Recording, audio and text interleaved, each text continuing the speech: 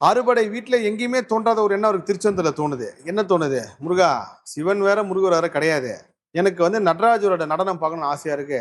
எனக்கு என்ன பண்றது முருகான்னு கேக்குறாரு. அவ்வளவுதானே அருணகிரி. நீங்க அந்த படம் பார்க்கும்போது அவர் அருணகிரி கூப்பிடுறது அவ்வளவு அழகா இருக்கும். அருணகிரி இங்க வா, அருணகிரி அங்க போ அப்படின்னு. அவ்வளவுதானே அருணகிரி அப்படின்னு சொல்லிட்டு திருச்செந்தூரோட அந்த அலங்காரம் வரப்போ அருணகிரிநாதருக்கு மட்டும் வந்து முருகப்பெருமான் நடராஜரா காட்சி கொடுத்து நடனம் ஆடினார். அது இப்பவும் அந்த வைபம் இருக்கு.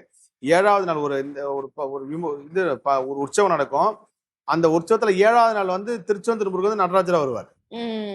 சோ அப்போ இந்த இடத்துல ஏன் இந்த விஷயம் நடந்துச்சுன்னா அங்க அதுதான் கடல் மலை எல்லாமே சார்ந்து எல்லாத்துக்கும் ஒரு சக்தி இருக்கும்போது அந்த இடத்துல ரெண்டுமே சேர்ந்து இருக்கு. நீங்க திருச்செந்தூர் போற முருக பக்தர்கள் அங்க திருச்செந்தூர் கோயிலுக்குள்ள இப்ப இது இருக்கு, எங்கன்னா பெருமாள் சன்னதி இருக்கு. அந்த பெருமாள் சன்னதி ஒட்டி பாத்தீங்கன்னா இந்த மலை முகடோட ஒரு பாகம் வெளியே தெரியும். மலைக்கு மேலதான் முருகர் இருக்காங்க திருச்செந்தூர்ல. இப்போ கலியுகத்துல எல்லாமே மாறி மண்ணெல்லாம் வந்தனால தெரியாம இருக்கு. ஆனால் முருகர் மலைக்கு மேலதான் இருக்காரு, குன்று மேலதான் இருக்காரு அங்க திருச்செந்தூர்ல. அபரிவிதமான சக்தி இருக்கு.